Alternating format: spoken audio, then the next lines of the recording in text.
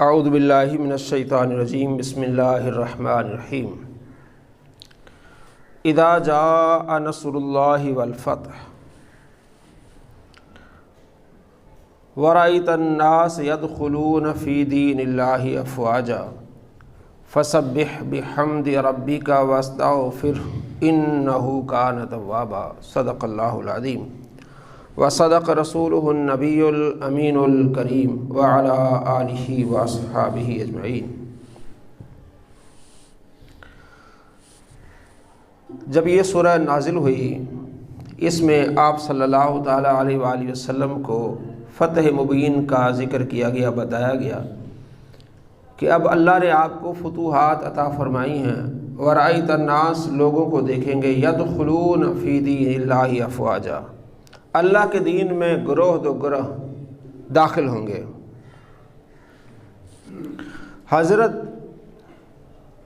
عمر رضی اللہ تعالیٰ عنہ، اس تفسیر میں ان کا ذکر آتا ہے، اس لیے ان کا ذکر کرنا۔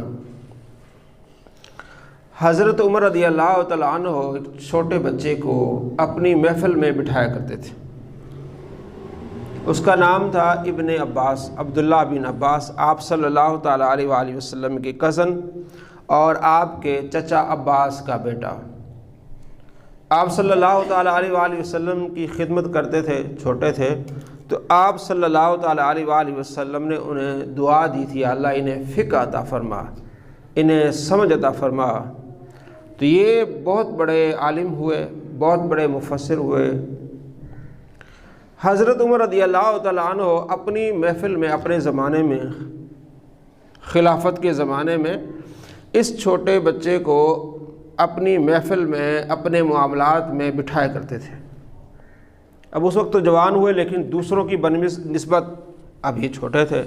حضرت علی رضی اللہ تعالیٰ عنہ، حضرت عثمان غنی رضی اللہ تعالیٰ عنہ، بڑے بڑے صحابہ، ان کی موجودگی میں یہ صحابی بیٹھا کرتے تھے۔ تو چند صحابہ نے کہا کہ ہمارے بچے بھی ہیں، وہ نہیں ہوتے تو یہ ایک بچہ ادھر آ کے بیٹھ جاتا ہے، تو اس کی وجہ کیا ہے؟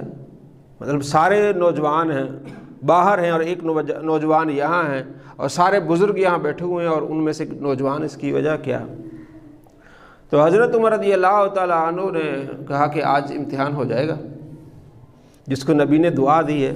سارے صحابہ اللہ کے نبی کے پیارے، لیکن ہر ایک کو اللہ نے ایک، اللہ کے نبی کے کرم سے ایک الگ سے ایک خصوصیت ہے۔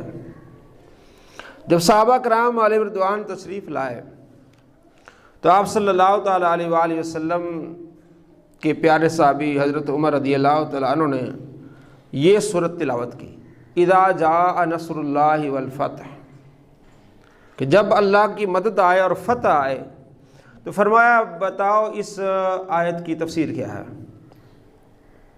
صحابہ کرام علیہ رضوان نے عرض کی کہ اس کی تفسیر یہ ہے کہ اللہ بڑی بڑی فتح عطا فرمائے گا، بڑے علاقے، بڑے شہر، فتوحات ان کی ہو جائے گی۔ تو حضرت عمر رضی اللہ تعالیٰ عنہ نے حضرت ابن عباس سے پوچھا، تم اس کی کیا تفسیر کرتے ہو؟ تو حضرت عبداللہ بن عباس نے کہا، اجل، میں اس کی تفسیر یہ کرتا ہوں کہ اس سے اشارہ ہے نبی علیہ السلام اب فوت ہو جائیں گے۔ اس سے اشارہ تھا، جیسے یہ صورت نازل ہوئی، اب اللہ نے اشارہ دے دیا کہ فتوحات ہو گئی ہیں، لوگ اب دین میں داخل ہو رہے ہیں۔ اب اشارہ یہی ہے کہ اب آپ اللہ کی بارگاہ میں آنے والے ہیں، پہنچنے والے ہیں۔ تو حضرت عمر رضی اللہ تعالیٰ عنہ نے فرمایا کہ میں بھی تمہاری تفسیر سے متفق ہوں۔ سب کو بتا دیا کہ دیکھیں تمہاری تفسیر بھی ٹھیک ہے، لیکن اصل اشارہ کس طرف تھا کہ آپ صلی اللہ تعالیٰ علیہ وآلہ وسلم کا اب وقت رخصت ہوا چاہتا ہے۔ تو اس طرح اللہ نے سبب بنائے شروع میں کہ کس طرح آپ صلی اللہ تعالیٰ علیہ وآلہ وسلم بیمار ہوئے، یا ایسے آپ صلی اللہ تعالیٰ علیہ وآلہ وسلم کے فرامین سے معلوم ہو رہا تھا کہ اب اللہ کو پیارے ہونے والے ہیں۔ مثلاً بخاری اور مسلم میں روایت ہے، ابو سعید خدری کہتے ہیں کہ آپ صلی اللہ تعالیٰ علیہ وآلہ وسلم منبر پر تشریف فرماتے، آپ نے فرمایا کہ اللہ نے ایک بندے کو اختیار دیا ہے، ان عبدا خیرہ اللہ من ان یؤتیہ من زہرۃ الدنیا ما شاء، وَبَيْنَ مَا عِندَهُ، اللہ نے اپنے ایک بندے کو اختیار دیا ہے کہ دنیا کی اس خوبصورتی میں رہے، دنیا میں وقت گزارے جتنا چاہے، یہ اللہ کے پاس آنا چاہتا ہے، اللہ کی بارگاہ میں آنا چاہتا ہے۔ تو آپ صلی اللہ تعالیٰ علیہ وآلہ وسلم نے فرمایا کہ اس بندے نے اللہ تبارک و تعالیٰ کی بارگاہ میں آنے کی اس نے اختیار کیا۔ یعنی یہ جب بات آپ صلی اللہ تعالیٰ علیہ وآلہ وسلم فرمانے لگے کہ اس بندے کو اللہ نے اختیار دیا ہے کہ وہ دنیا میں رہے یا اللہ کے پاس آ جائے، تو حضرت ابوبکر صدیق رضی اللہ تعالیٰ عنہ رونے لگے، عرض کرنے لگے یا رسول اللہ، ہمارے ماں باپ، مال دولت سب آپ پر قربان، رونے لگے۔ تو حضرت ابو سعید خدری کہتے ہیں کہ ہم نے کہا کہ اس بزرگ کو کیا ہوا ہے؟ آپ علیہ السلام نے تو ایک بندے کا ذکر کیا ہے کہ ان کو اللہ نے اختیار دیا ہے، اب یہ بزرگ رو رہے ہیں۔ کہتے ہیں کچھ ہی عرصے کے بعد ہمیں معلوم ہوا کہ وہ بندہ آپ علیہ السلام تھے، کہ اللہ نے آپ کو اختیار دیا ہے کہ آپ مزید دنیا میں رہیں یا اللہ کی بارگاہ میں آ جائیں۔ تو آپ نے اس چیز کو پسند کیا کہ میں اب کام مکمل کر چکا ہوں، اب میں اللہ کی بارگاہ میں آنا چاہتا ہوں۔ اب یہ یعنی کہ قرائن پیچھے سے چلتے آئے۔ آپ صلی اللہ تعالیٰ علیہ وآلہ وسلم 8 سال بعد جنگ احد میں جو مسلمان شہید ہوئے، 70 مسلمان، 8 سال بعد پھر آپ صلی اللہ تعالیٰ علیہ وآلہ وسلم ان کی قبروں پر گئے۔ وہاں جا کے آپ صلی اللہ تعالیٰ علیہ وآلہ وسلم نے ان کی نماز جنازہ دوبارہ پڑھائی، اور اس طرح آپ نے گفتگو فرمائی جیسے ایک الوداع کہنے والا آدمی گفتگو کرتا ہے۔ اور اس سے پہلے جب آپ صلی اللہ تعالیٰ علیہ وآلہ وسلم نے حج فرمایا، آپ نے ایک ہی حج فرمایا ہے اور 4 عمرے، تو آپ علیہ السلام نے جب حج فرمایا اس میں بھی آپ نے اشارے دیے کہ شاید اگلے سال ملاقات نہ ہو۔ تو یہاں بات ہو رہی ہے، یہ بھی بخاری مسلم میں روایت ہے کہ کل مودعی بالاحیاء للاحیاء والاموات، آپ علیہ السلام نے اس طرح گفتگو کی جیسے مردوں اور زندوں سے، جیسے کہ آپ علیہ السلام جانے والے ہیں۔ ثم طلع المنبر، آپ علیہ السلام نے پھر ممبر پر تشریف لے آئے، فرمانے لگے انی بین ایدیکم فرطن، میں تمہارے لیے ایک رہنما ہوں، پیش رو ہوں، وانا علیکم شہید، میں تم پر گواہی دینے والوں گواہ ہوں، وَإِنَّ مَوْعِدَكُمُ الْحَوْض، اور میں نے تم سے حوض کا وعدہ کیا، حوض کوثر کا، وَإِنِّي لَأَنظُرُ إِلَيْهِ، میں اس وقت حوض کوثر کو دیکھ رہا ہوں، لَأَنظُرُ إِلَيْهِ وَأَنَا فِي مَقَامِي هَذَا، یہاں کھڑے ہو کے میں حوض کوثر کو دیکھ رہا ہوں۔ حوض کوثر جنت میں، اور جنت ابھی 7 آسمانوں کے اوپر ہے، اللہ نے بنائی ہے۔ میں حوض کوثر کو دیکھ رہا ہوں۔ وَإِنِّي قَدْ أُوتِيتُ مَفَاتِيحَ خَزَائِنِ الْأَرْضِ، اللہ نے مجھے زمین کے خزانے عطا فرمائے ہیں۔ وَإِنِّي لَسْتُ أَخْشَىٰ عَلَيْكُمْ أَن تُشْرِكُوا بَعْدِي، مجھے اب خوف نہیں ہے کہ میرے بعد تم نے شرک کرنا ہے۔ جتنی میں نے تبلیغ کی، جو میں نے بتایا ہے، مجھے اس چیز کا خوف نہیں ہے کہ تم شرک کرو گے، کیونکہ شرک ان الشرک لظلم عظیم، شرک بہت بڑا ایک ظلم ہے۔ اللہ تبارک و تعالی ہر چیز معاف کرے گا لیکن شرک معاف نہیں کرے گا۔ تو آپ علیہ السلام فرمایا مجھے اس چیز کا خوف نہیں ہے کہ تم شرک کرو گے، ہاں اس چیز کا خوف ہے، وَلَٰكِنِّي أَخْشَىٰ عَلَيْكُمْ، ہاں الدنیا، تم دنیا میں پڑ جاؤ گے، أَن تَنَافَسُوا فِيهَا، اس میں ایک دوسرے سے بڑھنے کی کوشش کرو گے۔ اس نے مکان بنایا تو یہ چاہتا ہے کہ اس سے میرا اونچا مکان ہو، اس نے مکان بنایا میں چاہتا ہے میرا اور بہتر ہو، یعنی دنیا میں آپ ضد میں، انا میں، اس چیز میں پڑ جاؤ گے۔ اور ایک روایت میں ہے فَتَقْتَتِلُوا فَتُهْلِكُوا، ایک دوسرے کو قتل کرنے لگ جاؤ گے اور ایک دوسرے کو ہلاک کر دو گے۔ آپ جیسے سنتے ہیں، دیکھتے ہیں کہ زمین کا مسئلہ ہوا، ادھر سے بھی بندوقیں آ گئی، ادھر سے بھی بندوقیں آ گئی، آپس میں لڑائی ہو گئی، 4 بندے فوت۔ تو کیا آپ علیہ السلام فرمایا کہ مجھے اس چیز کا ڈر نہیں کہ تم شرک کرو گے، ہاں اس چیز کا ڈر ہے کہ تم دنیا میں پڑ جاؤ گے اور ایک دوسرے کو ترجیح اپنے اوپر بڑھانا چاہو گے اور لڑائی کرو گے۔ کما ہلک من کان قبلکم، ایسے جیسے تم سے پہلے لوگ فوت ہو گئے۔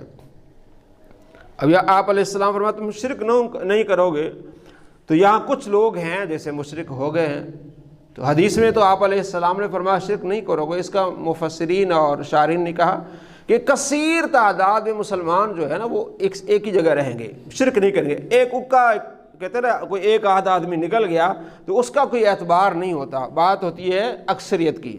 تو اکثریت مسلمانوں کی جو کبھی بھی وہ شرک نہیں کریں گے۔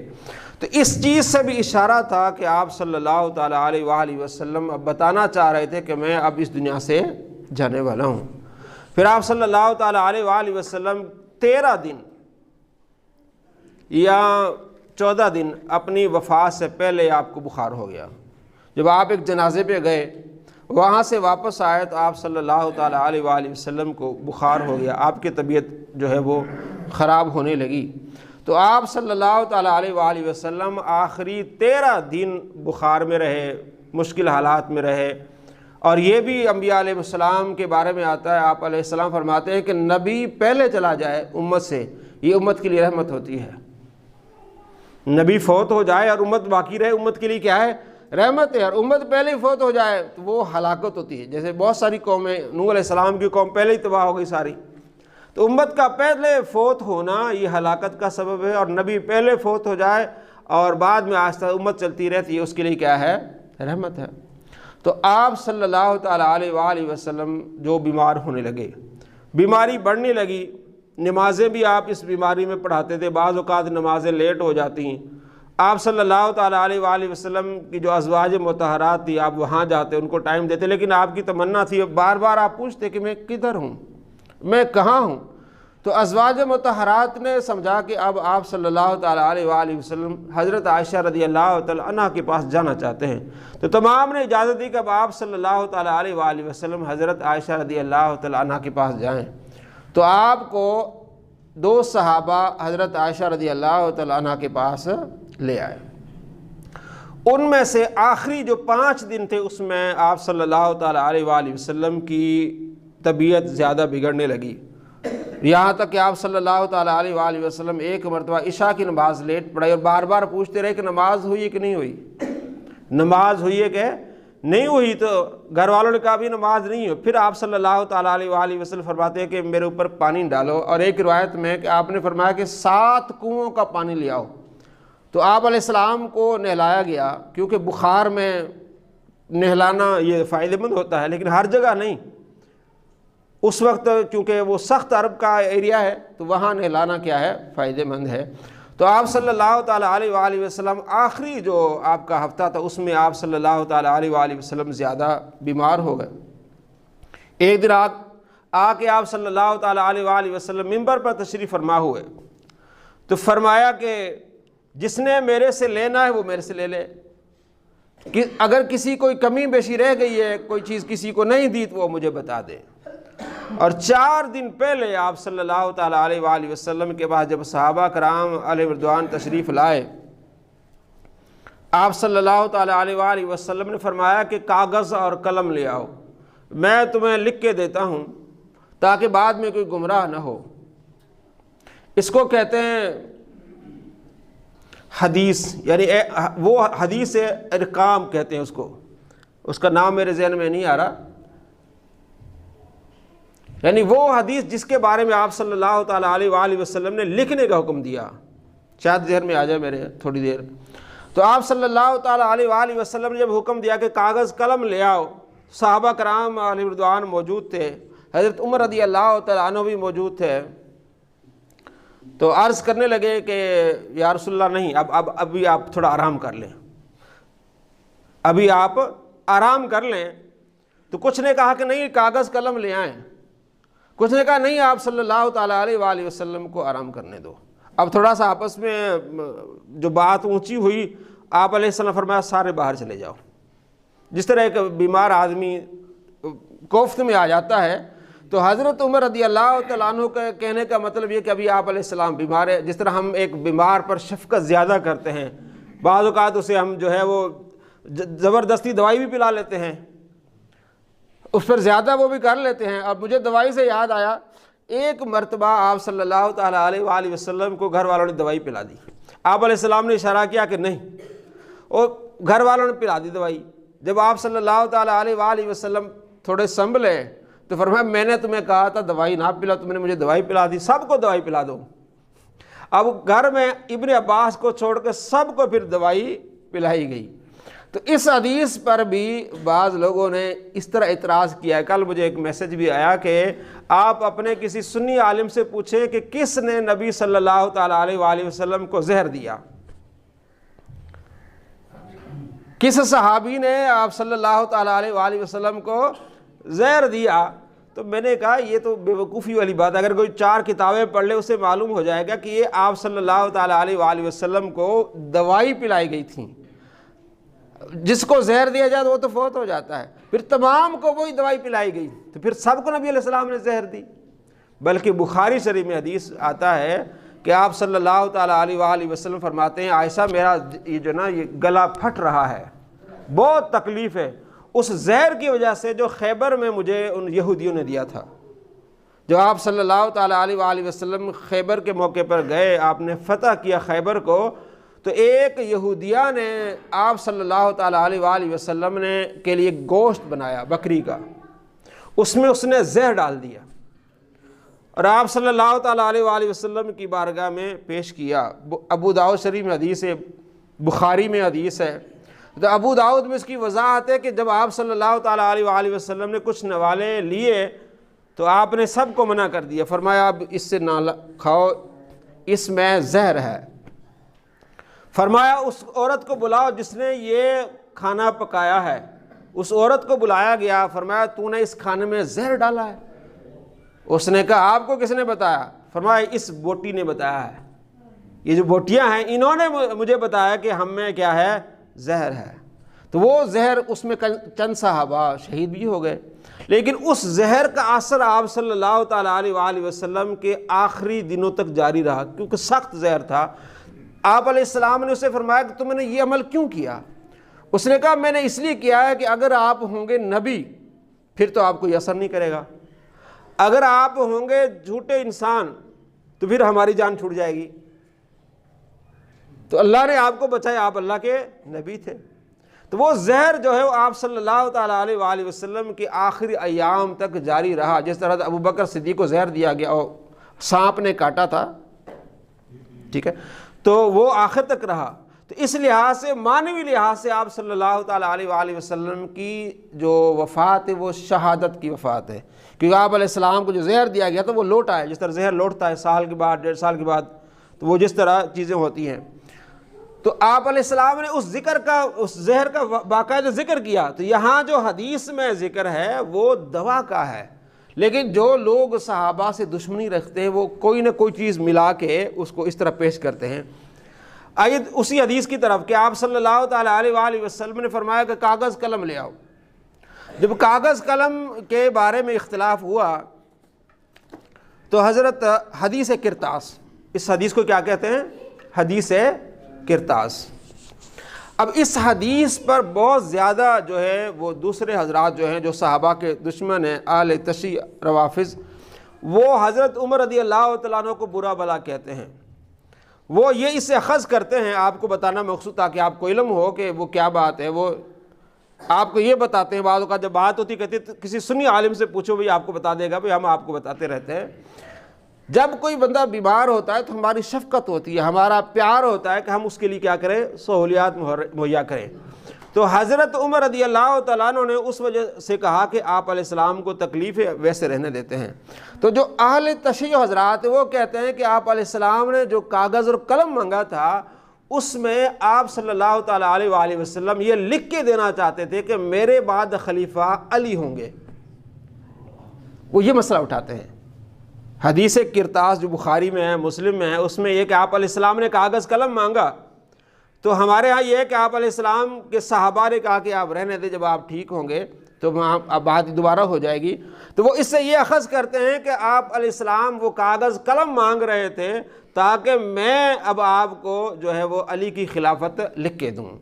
تو ہم کہتے ہیں ایسی بات نہیں، اس کے 4 دن بعد آپ علیہ السلام زندہ رہے، بلکہ حدیث میں یہ آتا ہے بعد میں آپ صلی اللہ تعالیٰ علیہ وآلہ وسلم نے وصیت کی کہ میں تمہیں عورتوں کے حسن سلوک کی وصیت کرتا ہوں، میں غلاموں کے متعلق وصیت کرتا ہوں کہ ان کے ساتھ حسن سلوک کرنا ہے۔ اور ایک روایت میں آتا ہے کہ آپ صلی اللہ تعالیٰ علیہ وآلہ وسلم نے حضرت ابو بکر صدیق رضی اللہ تعالیٰ عنہ کے بارے میں وصیت کی کہ میرے بعد خلیفہ کون ہوں گے؟ ابو بکر صدیق ہوں گے۔ تو اس چیز کو انہوں نے نزاع بنایا، لڑائی جھگڑے کا ایک طریقہ بنایا کہ بھئی حدیث کرتاس کہ آپ علیہ السلام حضرت علی کے لیے لکھ کے دیتے ہیں، تو اگر لکھ کے دینا ہوتا آپ علیہ السلام نے تو 4 دن ابھی موجود تھے۔ اور بلکہ بخاری مسلم میں روایت ہے کہ آپ صلی اللہ تعالیٰ علیہ وآلہ وسلم کے پاس ایک بڑھیا آئی، اس نے مسئلہ پوچھا، آپ علیہ السلام نے مسئلہ بتایا، اس نے کہا میں دوبارہ آؤں آپ کو نہ پاؤں تو یہ کس سے پوچھوں؟ تو آپ علیہ السلام نے فرمایا کہ ابو بکر سے۔ اس نے کہا اگر ابو بکر نہ ملے اس کے بعد میں آؤں تو کس سے پوچھوں؟ فرمایا عمر سے۔ تو قرائن میں آپ صلی اللہ تعالیٰ علیہ وآلہ وسلم یہ بتا کے گئے تھے کہ میرے بعد خلیفہ کون ہوں گے؟ ابو بکر صدیق، اس کے بعد کون ہوں گے؟ عمر فاروق۔ تو یہ ہمارے اہل سنت کا یہی ایک ادب و احترام والا ایک طریقہ ہے۔ لیکن جو دوسرے حضرات ہیں وہ اس پر بہت زیادہ لڑائی جھگڑے پر اتر آتے ہیں، تاکہ آپ کو علم میں ہو کہ آخری ایام میں آپ صلی اللہ تعالیٰ علیہ وآلہ وسلم کس طرح بیمار ہوئے۔ پھر آپ صلی اللہ تعالیٰ علیہ وآلہ وسلم 5 دن کے بعد جب زیادہ بیمار ہوئے تو آپ علیہ السلام نے فرمایا کہ ابو بکر کو حکم دو کہ وہ نماز پڑھائیں۔ حضرت عائشہ رضی اللہ تعالیٰ عنہ نے عرض کی یا رسول اللہ وہ کمزور دل کے مالک ہیں، نماز نہیں پڑھا سکیں گے۔ آپ علیہ السلام نے پھر فرمایا کہ ان کو کہو نماز پڑھائیں، پھر فرمایا کہ ان کو نماز پڑھائیں۔ جب حضرت عائشہ نے یہ فرمایا تو آپ علیہ السلام نے فرمایا تم اس طرح کرتی ہو جس طرح یوسف علیہ السلام کے سامنے عورتوں نے کیا تھا۔ یوسف علیہ السلام کے سامنے یعنی کہ جب زلیخا نے ان عورتوں کو دکھایا کہ یہ میرا یوسف ہے، انہوں نے جب دیکھا اور اپنی انگلیاں کاٹ دیں، تو جو پہلے لان تان کرتی تھی زلیخا کو بعد میں اس کا حسن دیکھ کے تو حیران ہوگی، تو فرمایا تم اس طرح ہو۔ مطلب یہ ہے کہ زبان میں کچھ ہے اور دل میں کچھ ہے۔ تو زبان میں یہ تھا کہ حضرت ابو بکر کے بارے میں نہ کہا جائے، اور دل میں یہ تھا کہ پھر بعد میں جب یہ خلیفہ بنیں گے تو لوگ مخالف نہ ہو جائیں۔ تو آپ صلی اللہ تعالیٰ علیہ وآلہ وسلم نے حکم دے کے حضرت ابو بکر صدیق رضی اللہ تعالیٰ عنہ کو نماز کا امام بنایا، نماز کا، اور 17 نمازیں حضرت ابو بکر صدیق رضی اللہ تعالیٰ عنہ نے پڑھائیں۔ کتنی؟ 17 نمازیں۔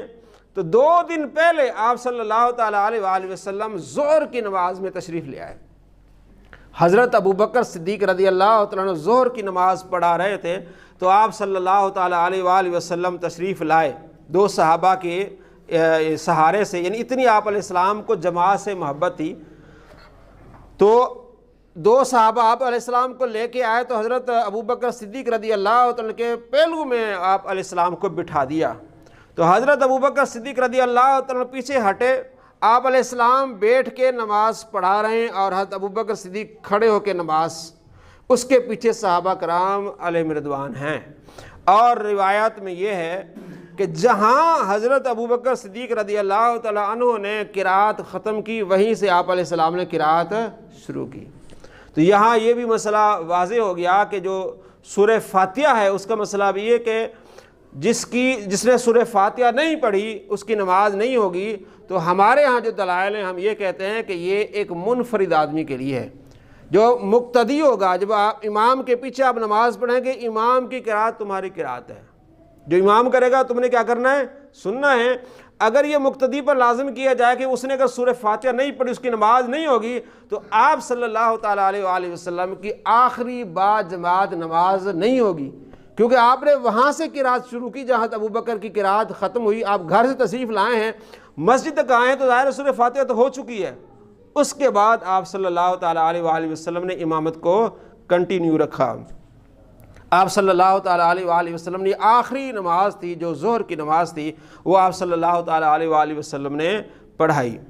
اس کے بعد پیر کی جو صبح کی نماز تھی، فجر کی نماز تھی، بخاری شریف میں آتا ہے، حضرت انس کہتے ہیں جب ہم نماز کے لیے کھڑے ہو گئے، فجر کی نماز کے لیے کھڑے ہو گئے، تو آپ صلی اللہ تعالیٰ علیہ وآلہ وسلم نے وہ باری کھولی، کھڑکی کھولی، مسجد کے ساتھ تھی، تو ہم سب کی توجہ ادھر گئی۔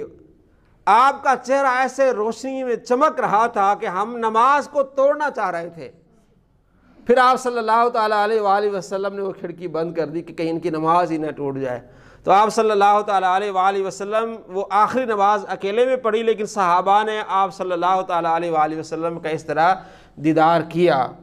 جب صبح ہی حضرت فاطمہ الزہرا رضی اللہ تعالیٰ عنہ تشریف لے آئیں، آپ صلی اللہ تعالیٰ علیہ وآلہ وسلم کی عیادت کے لیے۔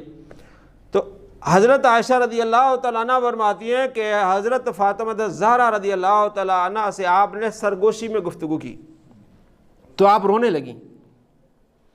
تھوڑی دیر کے بعد پھر آپ صلی اللہ تعالیٰ علیہ وآلہ وسلم نے گفتگو کی تو آپ ہنس کے اور مسکرانے لگیں۔ تو میں نے ان سے پوچھا کہ آپ پہلے رو رہی تھی، اب آپ ہنس رہی مسکرا رہی ہیں، تو انہوں نے اس وقت جواب نہیں دیا۔ بعد میں جب آپ علیہ السلام اس دنیا سے تشریف لے گئے تو پھر دوبارہ میں نے کہا میں تمہاری ماں ہوں، مجھے بتاؤ آپ پہلے رو رہی تھی بعد میں آپ ہنس رہی تھی؟ تو حضرت فاطمہ الزہرا رضی اللہ تعالی عنہ نے بتایا کہ میرے بابا جان نے فرمایا کہ اب میں جانے والا ہوں، کیونکہ اشارات اس طرح کے ہیں کہ ہر سال جبرائیل آتے ہیں، میں اور جبرائیل دور کرتے ہیں، قرآن پاک سناتے ہیں، دو حافظ جب ایک دوسرے کو اسے دور کہتے ہیں، میں اور جبرائیل ہر سال دور کرتے ہیں، لیکن اس مرتبہ ہم نے 2 مرتبہ دور کیا ہے، اس لیے میں اس دنیا سے اب جانے والا ہوں۔ تو میں رونے لگی۔ پھر میرے رونے کو دیکھ کے آپ علیہ السلام نے فرمایا کہ سب سے پہلے میرے اہل خانہ میں سے تم مجھے ملو گی، یعنی تم فوت ہو جاؤ گی تو میرے پاس تم آ جاؤ گی۔ تو پھر میں مسکرانے لگی۔ یہ بھی اللہ نے اپنے محبوب کو علم غیب عطا فرمایا ہے۔ تو تھوڑی دیر کے بعد حضرت عائشہ رضی اللہ تعالیٰ عنہ فرماتی ہیں کہ آپ صلی اللہ تعالیٰ علیہ وآلہ وسلم آپ کہتی ہے کہ مجھے یہ خوش نصیبی ہے کہ آپ علیہ السلام میرے سینے پر ہی آپ علیہ السلام نے اس دنیا سے تشریف لے گئے، میری جھولی میں تھے، اور میرے گھر میں نبی صلی اللہ تعالیٰ علیہ وآلہ وسلم کی قبر انور ہے، مجھے اس چیز کی کیا ہے خوشی ہے۔ تو حضرت عائشہ رضی اللہ اور ایک اور حضرت عائشہ فرماتی وہ اس حدیث میں کہتی ہے کہ میرا بھائی عبد الرحمن آیا میرے گھر، آپ صلی اللہ تعالیٰ علیہ وآلہ وسلم ٹیک لگائے ہوئے بیٹھے تھے، میرے سینے کی ٹیک لگائے بیٹھے تھے۔ تو میرا بھائی جب اندر آیا تو اس نے مسواک کی ہوئی تھی، مسواک کر رہے تھے میرا بھائی۔ تو آپ علیہ السلام نے جب ان کو دیکھا تو آپ علیہ السلام کے تاثرات سے مجھے یہ سمجھ آئی کہ آپ بھی مسواک کرنا چاہتے ہیں۔ تو آپ نے فرمایا ہاں، جب میں نے پوچھا تو آپ علیہ السلام فرمایا ہاں۔ تو پھر آپ علیہ السلام کو مسواک دی گئی، لیکن وہ مسواک سخت تھی، گیلی نہیں تھی۔ تو میں نے کہا میں اس کو گیلا کر دوں؟ آپ علیہ السلام نے فرمایا ہاں۔ تو کہتی ہیں کہ میں آپ علیہ السلام کی مسواک کو اپنے منہ میں رکھا، اس کو جس طرح منہ میں گیلا کیا جاتا ہے، گیلا کر کے پھر آپ صلی اللہ تعالیٰ علیہ وآلہ وسلم کو مسواک دی۔ تو میرا لعاب اور نبی کا لعاب آخر میں مل گئے، میرا لعاب اور نبی کا لعاب آخر میں مل گئے۔ اور کہتی ہیں کہ آپ صلی اللہ تعالیٰ علیہ وآلہ وسلم آخر میں بار بار دعا کرتے، آسمانوں کی طرف آپ دیکھتے اور دعا کرتے، اور وَيَقُول آپ صلی اللہ تعالیٰ علیہ وآلہ وسلم فرماتے لا الہ الا اللہ، اللہ کے سوا کوئی معبود نہیں، لا الہ الا اللہ، ان للموت سکرات، موت کے لیے سختیاں ہیں، موت کے لیے کیا ہیں؟ سختیاں ہیں۔ ثم نصب یدہ، پھر آپ صلی اللہ تعالیٰ علیہ وآلہ وسلم نے اوپر ہاتھ اٹھائے، دعا کر رہے تھے اور کلمہ پڑھ رہے تھے، اوپر ہاتھ اٹھائے، فجعل یقول، آپ علیہ السلام فرما رہے تھے فی الرفیق الاعلیٰ، فی الرفیق الاعلیٰ، یا باری تعالیٰ مجھے اعلیٰ ساتھی عطا فرما، بالرفیق الاعلیٰ، اللہم رفیق الاعلیٰ، فی الرفیق الاعلیٰ۔ تو یہ دعائیں کرتے کرتے آپ صلی اللہ تعالیٰ علیہ وآلہ وسلم اپنے رب کی بارگاہ میں چلے گئے، پھر آپ علیہ السلام کے ہاتھ نیچے آ گئے۔ تو یہ آخری آپ علیہ السلام کا عمل تھا، مسواک کرتے ہوئے اور اللہ کا ذکر کرتے ہوئے ہمارے نبی صلی اللہ تعالیٰ علیہ وآلہ وسلم اس دنیا سے تشریف لے گئے۔ تو اس کے بعد پھر صحابہ کرام علیہ رضوان کو ہوش نہیں رہا، ان کو یقین نہیں آ رہا تھا کہ آپ صلی اللہ تعالیٰ علیہ وآلہ وسلم اس دنیا سے تشریف لے جائیں گے۔ حضرت عمر نے تو تلوار نکالی کہ اگر کوئی کہے گا کہ ہمارے نبی فوت ہو گئے تو میں اس کی گردن اڑا دوں گا۔ پھر حضرت ابوبکر صدیق رضی اللہ تعالیٰ عنہ آئے، انہوں نے آپ صلی اللہ تعالیٰ علیہ وآلہ وسلم کا ماتھا چوما اور پھر فرمایا کہ اللہ آپ پر 2 موتیں وارد نہیں کرے گا، اب آپ اللہ کو پیارے ہو گئے ہیں۔ جب آپ آئے مجمع میں آئے تو حضرت عمر جوش میں کھڑے ہوئے تھے، فرمایا بیٹھ جا، لیکن وہ سنے ہی نہیں۔ پھر آپ نے حضرت ابوبکر صدیق نے وہ خطبہ دیا، وما محمد، محمد صلی اللہ تعالیٰ علیہ وآلہ وسلم اللہ کو پیارے ہو گئے ہیں، قرآن پاک کی آیتیں پڑھی۔ پھر صحابہ کو باقاعدہ یہ یقین ہوا کہ اب آپ صلی اللہ تعالیٰ علیہ وآلہ وسلم اس دنیا سے تشریف لے گئے ہیں۔ تو اس کے بعد پھر کفن دفن کا معاملہ آیا، ایک ہوتی ہے لحد اور ایک ہوتی ہے یہ جو آپ قبر بناتے ہیں۔ تو 2 صحابہ تھے، ایک لحد بناتے تھے، جو اندر آپ نے ہمارے ہاں تو ویسے ہی بناتے ہیں نا جس طرح، ہاں ایسے ہی، تو ایک اندر لحد بھی یوں بناتے ہیں، سندھ میں جو پکی زمین لحد بناتے ہیں، 2 صحابی تھے، ایک لحد بناتے تھے ایک ایسے ہی بناتے تھے، تو دونوں کو اطلاع دی گئی، تو پہلے وہ آیا جس نے لحد بنانی ہوتی تھی، تو وہ پہلے آپ صلی اللہ تعالیٰ علیہ وآلہ وسلم کی لحد بنائے گی۔ اس سے پہلے یہ مشورہ طے ہونا تھا کہ آپ علیہ السلام کو دفن کہاں کیا جائے۔ تو حضرت ابوبکر صدیق رضی اللہ تعالیٰ عنہ نے فرمایا کہ میرے نبی نے بتایا کہ اللہ جب کسی نبی کو اس دنیا میں لے جاتا ہے، وفات ہوتی ہے، تو اس جگہ نبی کی قبر ہوتی ہے جہاں اس کو موت آتی ہے، جہاں وہ اللہ کو پیارا ہوتا ہے۔ تو آپ علیہ السلام وہیں حضرت عائشہ رضی اللہ تعالیٰ عنہ کے ہی حجرے میں آپ کے لیے قبر کھودی گئی، اور آپ صلی اللہ تعالیٰ علیہ وآلہ وسلم کو وہاں دفن کیا گیا۔ تو کچھ معاملات ہوئے، انشاءاللہ اگلے جمعے اگر ٹائم ملا تو آپ کو بتائیں گے کہ اس وقت پھر کیا معاملات ہوئے، کچھ اختلافات کچھ صحابہ کے ہوئے، ان کو پھر حضرت ابوبکر صدیق رضی اللہ تعالیٰ نے جا کے ان کو صحیح کیا۔ پھر وہ پیر کے دن کوئی تقریباً 10-11 بجے آپ علیہ السلام تشریف لے گئے، تو پیر کے دن صحابہ آئے، ابھی بات چیت ہو رہی تھی، تو پھر اگلے دن منگل کے دن آپ صلی اللہ تعالیٰ علیہ وآلہ وسلم کے تمام صحابہ جمع ہوئے، اور آپ کا جنازہ پڑھا گیا۔ جس طرح ہمارا جنازہ ہوتا ہے ایسا نہیں جنازہ ہوا۔ آپ صلی اللہ تعالیٰ علیہ وآلہ وسلم جس گھر میں تشریف فرما، جس سے آپ پیارا ہو گئے اللہ کو، وہ چھوٹا گھر تھا، تو 10-10 کی ٹولیاں، 12-12 کی ٹولیاں، 5-5 کی ٹولی بنا کے آتے تھے، درود و سلام پڑھتے تھے، دعائیں پڑھتے تھے اور نکل جاتے تھے۔ جنازہ اس طرح ہوا، دعائیں پڑھتے تھے، درود و سلام پڑھتے تھے، پھر نکلتے جاتے تھے۔ سارا دن ایسے گزر گیا۔ تمام صحابہ وہ آپ علیہ السلام پر اس طرح، یعنی کوئی خاص امام نہیں تھا کہ امام ہو جائے پھر پیچھے ساری صفیں بنی جائے، ایسے نہیں ہوا آپ علیہ السلام کا جنازہ۔ تو ایسے ہوا کہ 10-10 کی ٹولیاں، 5-5 کی ٹولیاں آتی گئیں، اور آپ صلی اللہ تعالیٰ علیہ وآلہ وسلم پر درود پڑھتے گئے، اللہ کی حمد کرتے گئے۔ اس طرح آپ صلی اللہ تعالیٰ علیہ وآلہ وسلم کا جنازہ ہوا۔ اس کے بعد پھر منگل کا دن شام ہو گئی، بدھ کی جو ابھی یعنی منگل کے بعد جو رات آتی ہے بدھ کی رات کو، پھر آپ صلی اللہ تعالیٰ علیہ وآلہ وسلم کو دفنایا گیا۔ تو یہ آپ کو بتانا تھا کہ ہمارے نبی صلی اللہ تعالیٰ علیہ وآلہ وسلم کے آخری ایام کیسے تھے، کس طرح آپ علیہ السلام کو موت طاری ہوئی، اور کس انداز سے آپ علیہ السلام اس دنیا سے تشریف لے گئے، کلمہ پڑھتے ہوئے، اللہ کا ذکر کرتے ہوئے۔ اللہ میں اپنے محبوب کے صدقے میں ایسی موت نصیب فرمائے جس میں ہمارے زبان پر کلمہ طیبہ ہو لا الہ الا اللہ محمد۔